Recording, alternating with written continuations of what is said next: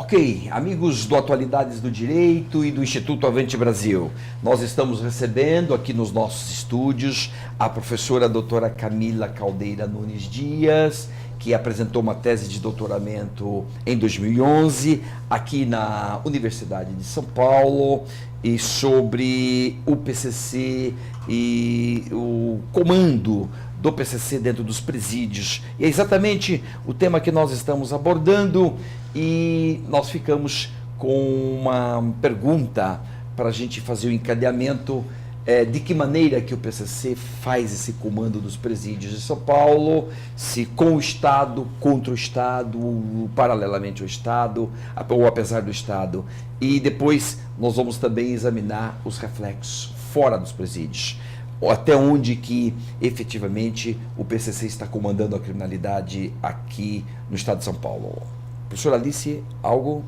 Só contextualizando um pouquinho esse tema todo, antes de passar aqui a resposta para a Camila, lembrando que a Camila falou no bloco anterior que o PCC surge, né, como uma instituição mais forte a partir de 93. E há alguns dados importantes que a gente tem que contextualizar, que nós tivemos a nossa Lei dos Crimes Hediondos de 90 e nós tínhamos também a nossa LEP de 84. Né? A nossa LEP de 84, que ela nunca, na verdade, saiu muito do papel, mas ela tinha tudo a ver com o ideal ressocializador, com uma ideia de ressocialização, e ela, pelo menos no papel, foi muito firme nesse propósito. Só para a gente contextualizar, imaginando que nós estamos lá em 84, temos a LEP dizendo o fim da pena é ressocialização. Depois a gente vem com a Lei dos Crimes Hediondos, que diz tudo que falava a LEP, e aí nós vamos falar, né, a professora Camila falou no bloco anterior também, de vários massacres que aconteceram nesse período de 89, depois um outro, até culminar com o de 92, que é por todos nós mais conhecido, que é o massacre de Carandiru, até chegarmos, então, à criação do PCC. Então, essa contextualização também parece bastante importante da gente entender esse fenômeno todo dentro desse contexto. Então, acho que esse cenário em que o PCC ele é criado em 93, acho que ele reflete um pouco esse declínio desse ideal ressocializador, que não é apenas, não ocorre só no Brasil, mas no Brasil, na verdade, ele só existiu no papel, na LEP. Papel, na intenção, né? Isso, na intenção. Mas mesmo esse significativo, porque na década de 90, nem a intenção mais a gente tem, né? Então, ou seja, a Lei de Crimes Hediondos, ela dá um indicativo dessa reversão, e depois, em 2001, com o decreto estadual, né, e depois em 2003 com a nova LEP, né, que inclui o RDD, você tem, ao meu ver, um enterro, né, dessa percepção da prisão como sendo um espaço de reeducação, de ressocialização. No Brasil isso nunca ocorreu, porque tudo aquilo que está previsto na LEP, educação, trabalho, isso tudo nunca passou de letras mortas, né? Nunca. Qualquer prisão que você entre hoje, eu estou falando de São Paulo, que é onde eu conheço, mas eu conheço outros estados, que é pior ainda, né? Você tem, trabalho não existe, você tem os presos que trabalham lá ali dentro, na faxina, ou quando muito costura a bola. Que sabe? Trabalho não é nenhum trabalho, que ele vai fazer o que depois com essa capacitação? Né? Não tem, assim, se você tem... Por exemplo, para não ser injusta, numa unidade em que eu fiz pesquisa, tinha 1.200 presos, tinha 50 que trabalhavam numa fábrica de colchões.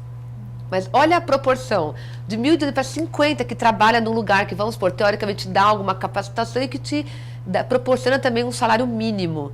Né? Então, a proporção, ela é assim, ela se repete em todos os estabelecimentos prisionais. Tem estabelecimentos que nem isso tem. Né? Ou seja, então, a LEP, isso nunca se concretizou dentro das unidades prisionais. Eu acho que o PCC ele acaba sendo um reflexo disso. Claro que não é uma consequência direta das ações do Estado, mas ele é um reflexo de todo esse contexto, né, que se soma à falta de aplicação da lei, da LEP, e de recrudescimento da violência institucional. O PCC, não por acaso, ele nasce dentro da unidade prisional mais violenta, aquela que representa, simboliza como nenhuma outra, a falta de direitos. O anexo, como, né, falei um pouco anteriormente, embora não existisse o RDD como lei naquela época, ele era um presídio para onde eram enviados presos considerados periculosos, ou aqueles que incitavam rebelião, aqueles presos que indesejáveis nas unidades prisionais comuns, e lá eles permaneciam durante um tempo indeterminado, em regime de isolamento. Né? E, enfim, Então, é isso que dá, eu digo assim, que forma o caldo a partir do qual o PCC surge e se fortalece. O PCC ele surge com o discurso da luta contra a opressão do Estado. Esse é, até hoje, o discurso ideológico do PCC. E é óbvio que, como os críticos, a gente reconhece que o PCC não é uma entidade que, de fato, luta pelo direito dos presos, mas é fato que ele encontra na ação do Estado ou na omissão do Estado em relação ao respeito aos direitos dos presos, ele encontra aí os elementos que dão sustentação ou força ao seu discurso, né? Porque a população carcerária vive isso. O Carandiru contribuiu quase que decisivamente? Eu acho que sim. Porque o Carandiru é de 92, Isso. em seguida 93 nasce o PCC, então o Carandiru contribuiu. Eu acho, porque é uma resposta. O Carandiru ele é um ponto, porque o Carandiru ele não é um fato isolado, ele é um ponto, é um culminante de uma política de massacre, né? Que começa ainda no final do governo Montoro, quando você tem toda uma reação conservadora, a tentativa de humanização e de abertura do governo. Ela continua no governo seguinte, de Quércia, e toma a sua forma assim, mais contundente durante o governo Fleury, né? Eu estou sem os números aqui, mas na minha tese eu tenho. A violência policial do lado de fora, ela pula, se não me engano, de 90 para 91, ela passa de 500 para 1.200, assim, em 2 anos.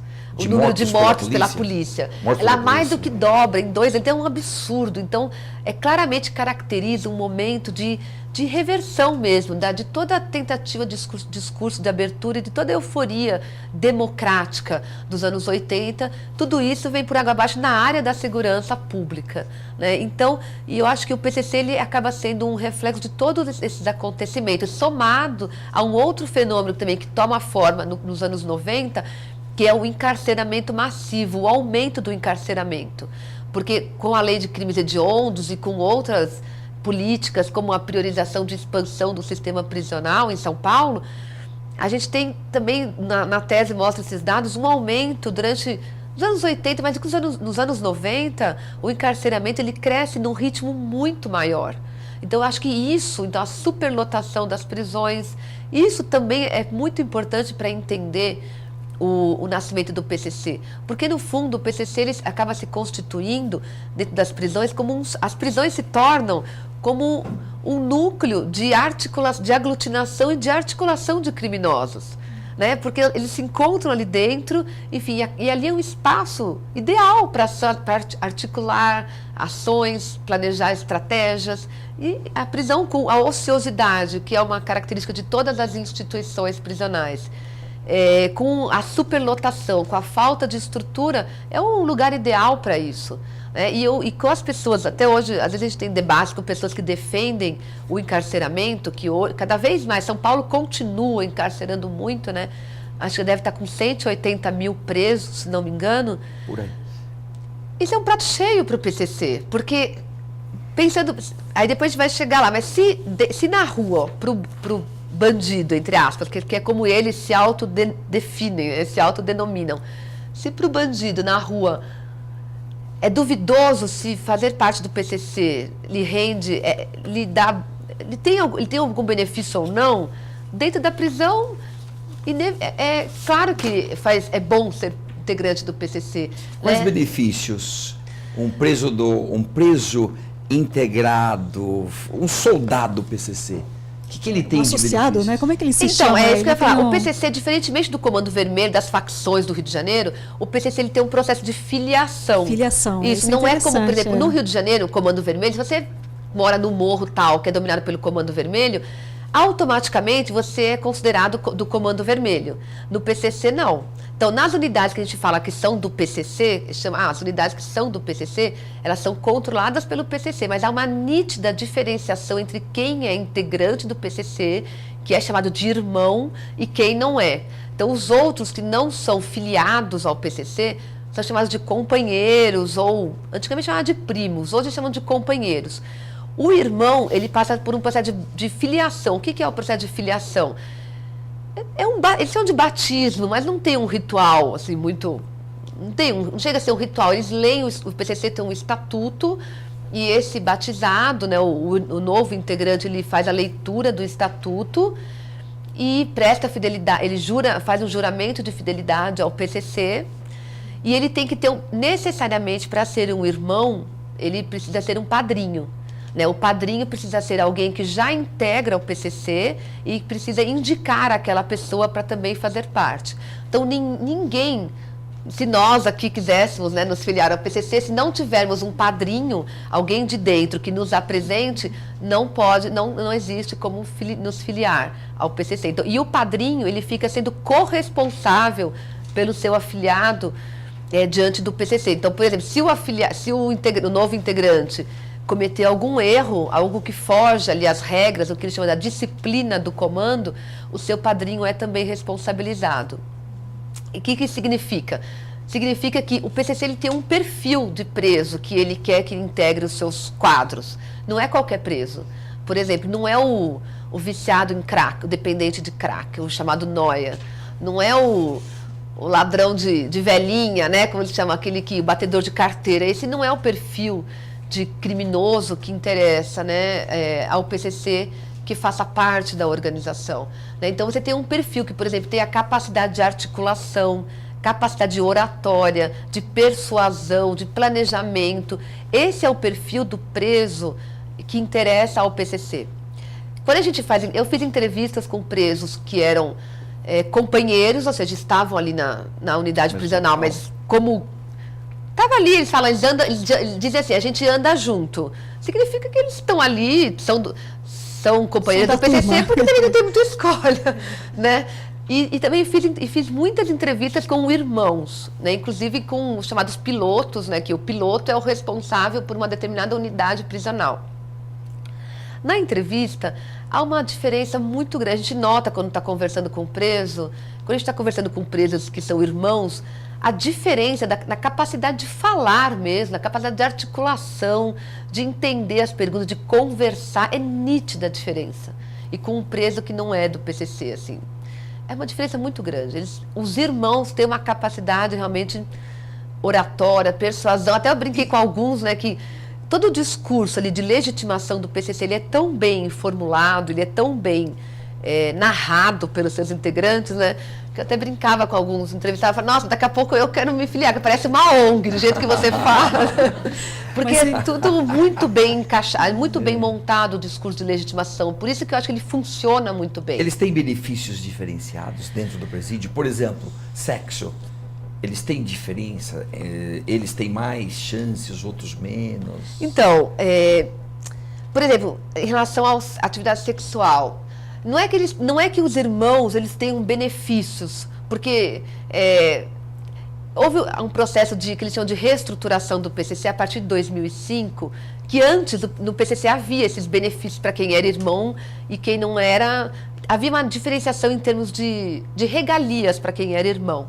A partir de 2003, 2004, os dois fundadores do PCC são expulsos, o Zé Leão e o Cezinha.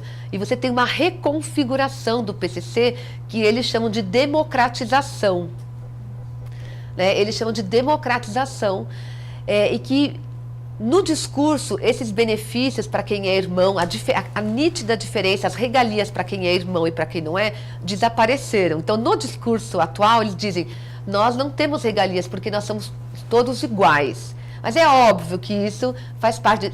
É verdade em partes, mas em partes. É uma estratégia de marketing. Isso, quase. É uma estratégia de legitimação também. Mas, por exemplo, em relação ao sexo, os membros do PCC, a maioria deles ainda tem negócios fora. Então, eles têm condições ou de manter a sua família, a sua esposa, ou de manter sua amante para ir visitar, ou de mesmo contratar mulheres para fazer visita no presídio. Então, isso é um benefício indireto, né? Não é porque ele é do PCC, mas é porque ele tem condições de pagar para isso. O preso ali, o dependente, aquele que vai preso, enfim, ele não tem condições de manter a sua esposa geralmente não tem nem família, não tem visita, muito menos tem condições de manter uma mulher, né, para ir visitá-lo. Então, não há regalias diretas, mas há os benefícios indiretos. E em termos simbólicos, né? Se o irmão, ele participa diretamente das decisões ali do cotidiano prisional. Depois eu vou falar um pouco melhor sobre isso. O PCC dentro da prisão, ele é uma instância decisória, né? Então, se alguém, por exemplo, pratica algum ato que eles consideram que vai contra a disciplina, as regras do comando, os irmãos integrantes do PCC, eles julgam e definem a punição para a pessoa que Agora, infringiu. é que a professora Camila falou de um estatuto. Isso está tudo dentro do estatuto? Quase tudo? Esse estatuto realmente é um estatuto que traz bastante informação sobre como funciona, os deveres, direitos, etc.? Então, o PCC tem um primeiro estatuto que foi criado, o estatuto, se não me engano, foi escrito em 94 por um preso que até já foi assassinado, um dos seus fundadores, chamado Misael. Como já o ano passado que o PCC fez 18 anos, eles lançaram, dá para dizer que lançaram, mas enfim, foi escrito um novo estatuto, né? Esse novo estatuto, ele um pouco reflete as mudanças que o PCC sofreu nesses anos de existência, mas estão lá no estatuto, né, como você perguntou, estão os deveres, as obrigações dos irmãos, por exemplo, afirma-se a igualdade de todos, mas também a palavra final de quem manda. Então é um estatuto que realmente ele reflete um pouco o espírito, um pouco a dinâmica do PCC, reflete um pouco as bases em que está assentada, estruturada a sua hierarquia, os seus processos decisórios, né? E ele é também, esse estatuto, por exemplo, do ano passado, ele reflete um pouco o contexto atual. Vou dar só um exemplo. No estatuto do ano passado, que foi, enfim, que eu tive acesso a esse estatuto, é claro, obviamente ele não é oficial, não tem por aí, mas A gente não acha na internet, então. Não, o primeiro acha, o segundo talvez... Só o segundo eu tenho. Já eu o vou segundo, mostrar então, aqui agora, eu vou mostrar legal, em seguida. então, o primeiro até depois, acho que o primeiro até foi publicado em Diário Oficial, porque na época teve uma CPI estadual e que um deputado leu o estatuto do PCC, e isso então foi publicado no Diário Oficial de São Paulo. Então tem vigência para todo mundo. Olha. É só para a região de São Paulo? Será só para o estado de São Paulo? Mas eu vou mostrar o estatuto do PCC já em seguida. Então, uma pausa aqui rapidinha. Nós vamos voltar. Eu queria então ver o cotidiano do presídio e o reflexo do PCC fora dos presídios. Manda mesmo, comanda. Em suma, hoje virou uma grande empresa lucrativa, muito lucrativa. Dizem que sim. Vamos então falar disso. Tá bem? Certo. Até já então. Até já, gente.